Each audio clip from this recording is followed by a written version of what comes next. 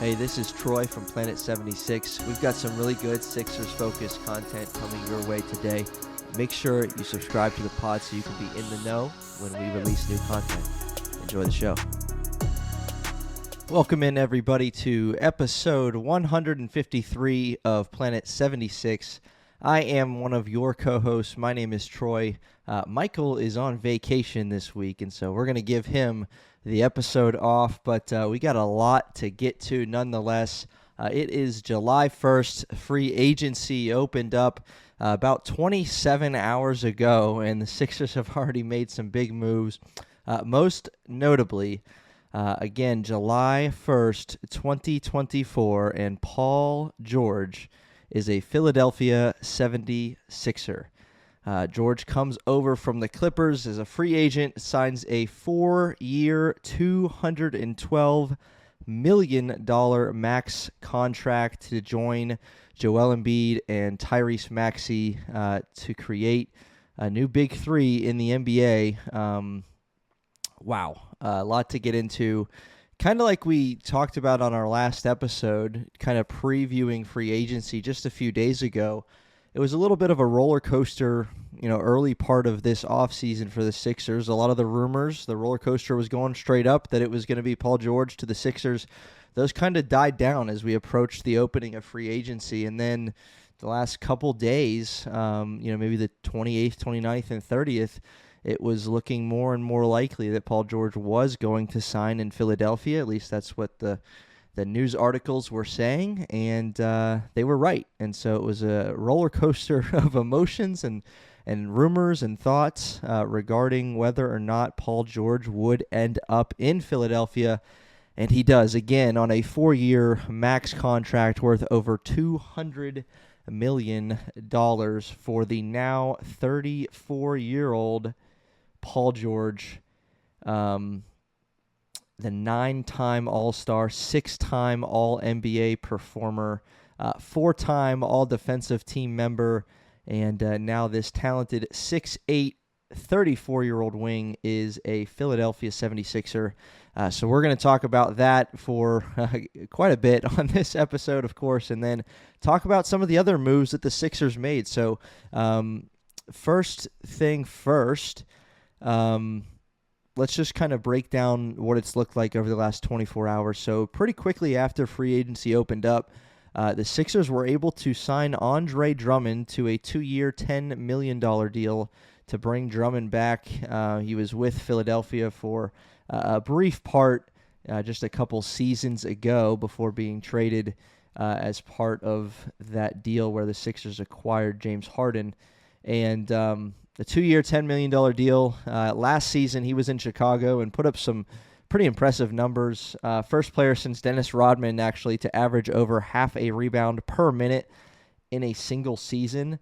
And pretty remarkable stuff. So he averaged about 9 points, 9 boards in 17 minutes played per game for the Chicago Bulls. He was pretty durable, played 79 games in this previous season. Again, that previous stint with Philadelphia when he was 28 years old was in the 2021-22 campaign where he averaged 6 points and 6 boards in 18 minutes of play, backing up Joel Embiid. And many thought, myself included, that Andre Drummond was the best backup big man to Joel Embiid in the Joel Embiid era. And very thrilled to have him back, and a good deal to bring him back on. 2 years, $10 million. So can't be upset with that. That was their first move to open up free agency shortly after it opened up. Last night, Sunday the 30th. And then not long after that, they bring in the veteran Eric Gordon on a 1-year vet minimum deal of $3.3 million.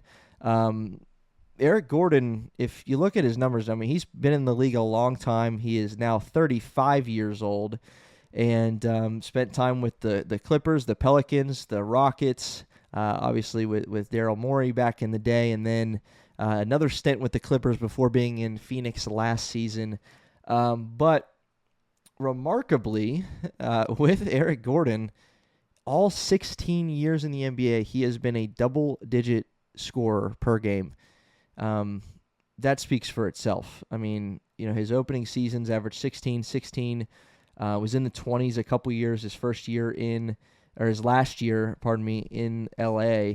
And then, with the Pelicans and the Rockets, averaging 16, 17, 18 points a game. The last 2 seasons, one in LA and one in Phoenix, Houston, LA was split. 2022-23 season, he averaged 12.4 a game, and then last season in Phoenix, in 68 appearances, he averaged 11 points a game. We know the star power that Phoenix had this year. Sixers obviously have a lot of star power this coming season, and so it'll be interesting to see how the 35-year-old Eric Gordon fits into this roster. But again, what we do know is he's a proven scorer in the NBA, averaging 11 points this last season, but he's been in double digits every single season in his career. We'll see if he can keep that streak alive in the 2024-25 season as a member of the Sixers, but can't be mad with that get for a vet minimum deal. Like to see what he brings to the table. Obviously, an ability to shoot the basketball as well. Each of the last 3-4 seasons, he's gotten over 5 3-point attempts a game, and on his career, he's a 37% 3-point shooter. So a lot to like with the Eric Gordon pickup. And then Kelly Oubre Jr. was one that was, while many of us were asleep, he agreed to a deal with Philadelphia to come back, and that's a big pickup for the Sixers. Michael and I recorded an episode a few weeks ago kind of talking about, all these free agents that the Sixers have last season, coming out of last season into this new year, and obviously, we're not going to be able to bring all of them back, but Michael and I did our rankings as to who we would want to see back for the Sixers, and for myself, Kelly Oubre was number 1 on that list, and so to be able to bring him back again on a 2-year deal worth $16 million that has a player option for the 2025-26 season is a big pickup, because we can just about guarantee that Kelly Oubre Jr. could have received more money to go elsewhere. And so you see a little bit of his commitment, how much he enjoyed being in Philadelphia, playing, at least on a culture that is hungry to win. He came over from Charlotte where he averaged 20 points a game, but it was on a losing team, losing effort. And, here in Philadelphia, he got to play in the playoffs, and he's excited to be here, obviously, to take. He was on a veteran minimum last year where he averaged over 15 points, 5 rebounds in 68 games for the Sixers, and he was very, very special talent that the Sixers were able to get, and super pumped to be able to retain him, get this new deal for 2 years, $16 million, and to bring back Kelly Oubre is a very, very big win for the Sixers. There was a lot of speculation, even regardless of the Paul George, even regardless of Daryl Morey chasing stars and what have you. There was a lot of speculation as to whether or not the Sixers would be able to bring a guy like Kelly Oubre back because of the way that he played last season, and because of the fact that, I guess it is related to the fact that should they go chase a star, you're limited in how much money you can give out. And so to be able to get Kelly Oubre for the deal that they got him is a big-time win. And then the news leaked about 3:30 a.m. Eastern time. I was definitely asleep for that one, but I saw it in the morning. Paul George, 4-year, $212 million contract, comes over from L.A. and is set to join forces with Joel Embiid and Tyrese Maxey, an absolutely elite wing that the Sixers are able to pick up. And the writing was on the wall, again, especially the last 24 hours leading up to free agency. And then when it opened, there were teams that were kind of in on the Paul George sweepstakes, and then they removed themselves by signing new players or, different trades, different deals that just, it was almost, I saw someone said it was kind of just process of elimination by the point that, the Sixers were kind of the team left, and everybody knew that's where George was going to go. And sure enough, he did. It was just a matter of time, and that deal was set in the middle of the night, and Paul George is coming to Philadelphia. Again, the big thing here, big picture, is that you got Andre Drummond, you got the backup big that you want. You get Eric Gordon, who can play a role, off the bench or possibly in the starting lineup. I guess that could happen. But a 1-year veteran minimum deal for a guy that's scored in double digits every single season. He's been in the league for 16 years. That's a good pickup. You get Kelly Oubre, who, in my opinion, was the number one guy that you had to bring back. Now, the Sixers did lose, and again, you're not going to bring everybody back. D'Anthony Melton signed a deal with Golden State. Nicolas Batum, it was revealed right when free agency opened up that he was not going to be coming back to Philadelphia. He signed a deal with the Clippers. And so those are a couple, those three guys, Oubre, Melton, and Batum are three that played pretty significant roles for the Sixers. Now, Melton was saddled with injuries this past season, but the year before in the playoffs, like he was a massive contributor for the Sixers, and so he'll certainly be missed. But you couldn't keep everybody. You do keep Kelly Oubre, and you bring in two veterans to come alongside, and it's not over yet because they have a lot of roster spots to fill. I think maybe 7 spots left to fill on this roster. It's kind of crazy considering they've already filled 4 in a little over 24 hours, and so we'll see what happens. I think Daryl Morey is gonna.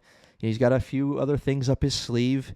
A lot of the mentions going around are surrounding Paul Reed on his current deal. Now that you bring in Drummond, is Paul Reed serviceable? Is he going to be dealt to free up some cap space so the Sixers can bring in some players that they want? I certainly see that as a possibility. But we'll see what happens. He's got to get creative here because the biggest concern, if you've been with us at all on Planet 76, not for the last 152 episodes, but even just the last 5 where we've kind of talked about free agency, what the Sixers can do, what they should do, what they need to do. One of the things that we've talked about is, should you bring a star player in, which check, yes, they did. And Paul George, yes, he signed to a max contract. Should you bring him in, that cap space window that you have, it shrinks considerably, right? He takes up the majority of that money that you have available this season. And you got to get creative in what you bring in. And so the concern that Michael and I have voiced time and time again over the last few weeks is, okay, if you bring in that star, how do you build around him? Because we've seen, and Michael even more so than I have, has said, look at the Boston Celtics, right? They have a couple stars, but then they have role players that are really, really solid, and they're able to go win a title. Look at the Denver Nuggets the season before that. They have Jokic. They have Jamal Murray, but then they have other role players around that fit well with their main pieces. Now you look at the Sixers, who have Embiid, who have Tyrese Maxey, and now Paul George. How do you build around these guys? Now it's a good start. It is absolutely a good start to bring in Drummond, Drummond and Oubre especially, but the job's not finished. They do not have enough. They don't have enough depth right now. Not literally just because there's missing 7 players, but because they don't have enough talent yet around these guys. And so it's going to be interesting to see what they can do, whether it's, a trade, whether it's, signing some guys on a veteran minimum deal that maybe they're worth a little more. Maybe there is a Kelly Oubre diamond in the rough out there, like the Sixers were able to pick up last season, a veteran minimum guy who came in and averaged 15 points a game. Maybe there is something like that out there, but the Sixers, they need some shooting. They need some wing defenders around these guys. They need a couple more guards to come alongside Tyrese Maxey and to, back up his minutes. You bring in Jared McCain too, but who knows how NBA ready he is, or to be a rotation player immediately. I don't know that's going to be the case. It very well might be. But the job is not finished. It's a good start in these 24 hours, but there is more to be done if the Sixers really do want to contend and be among the top teams in the Eastern Conference. The Boston Celtics are the team to challenge right now, obviously coming off the NBA championship, and so Sixers are not there yet, but there are some things that can be done. So look for, in the next coming days and weeks, there's going to be the fast-moving start to free agency has kind of already come and gone in these 24 hours.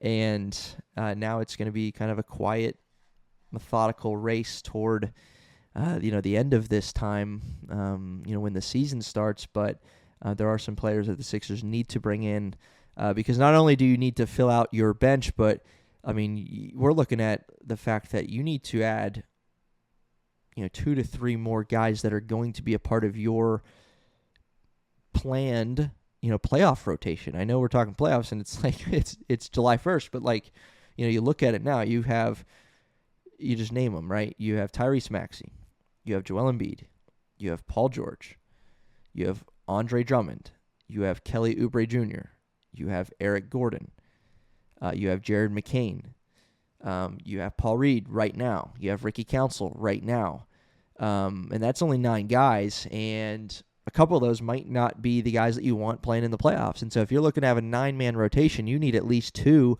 maybe 3 players to bring in still to this team that will be contributing through the regular season and throughout the playoffs as they look to have a deep playoff run. As they bring in Paul George, their sights are clearly set on getting further than they have in the Joel Embiid era and challenging the Boston Celtics in the Eastern Conference and looking ahead to winning the whole thing. Like that's why you make a move like this. So I think Philly fans should be excited about that. But there's still more to be done. All right, so that's the deal. This is episode 153 of Planet 76. Paul George is a Philadelphia 76er. I'll share just a couple more things about Paul George.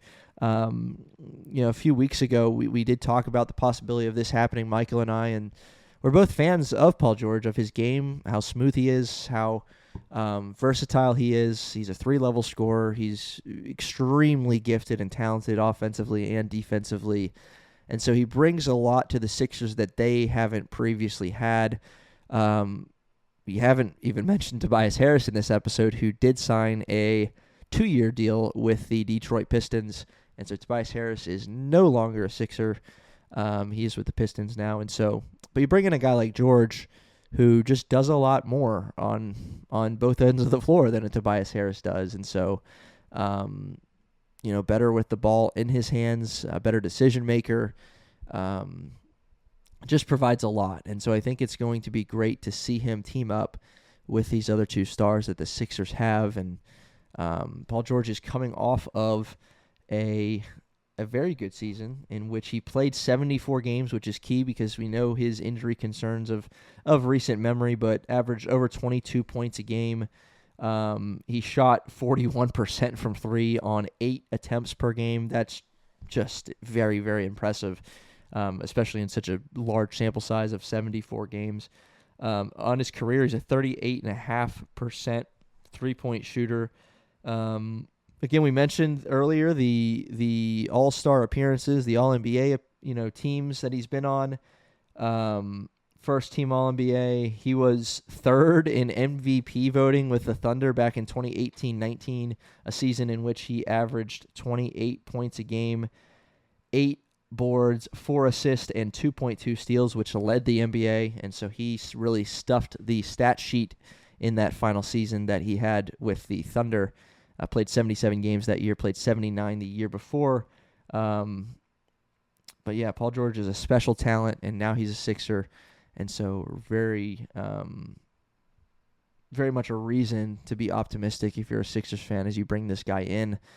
I know a lot of people were in the camp of let's just go and bring in 4 or 5 really talented rotation players, because we already have the stars that we need. And Michael and I talked about that a lot. And, truth in advertising, I was at some points in that camp and at some points really supportive of going after a guy like Paul George. I couldn't make up my mind, truth in advertising.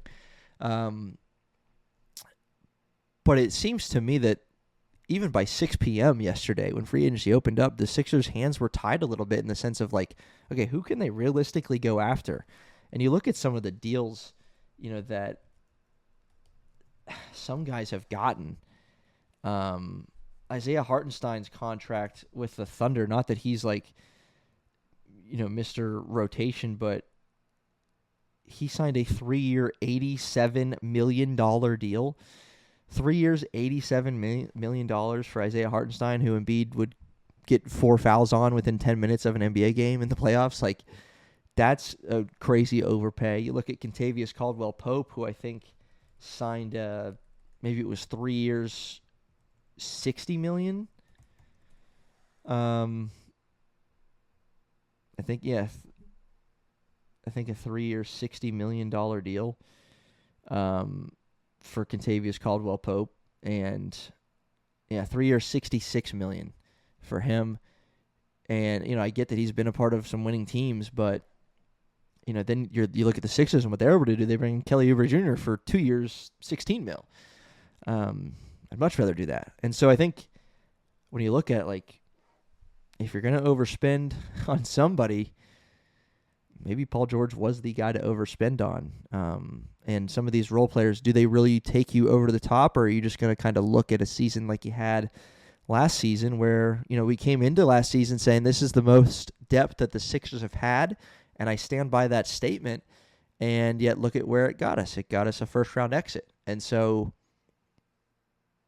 yeah, depth is kind of the way in the modern NBA, but let's build around these three guys and pay some guys, you know, maybe a little less than they could have gotten elsewhere. We know that to be true with Kelly Oubre. We pretty sure know that to be true with Andre Drummond with the year that he had last season. So let's build around these guys. The job is not done. Daryl Morey is going to continue to get creative, but I give him an A+ on what he's accomplished so far with these guys that he's brought in and re-signed with Kelly Oubre. So onward and upward for Planet 76. This is episode 153. Again, I am your co-host, Troy, and we will see you next time for more of a full-length breakdown of all this and more, some of the moves that are going to come. We know are going to come soon. So we'll see you next time on Planet 76, where we will have you covered.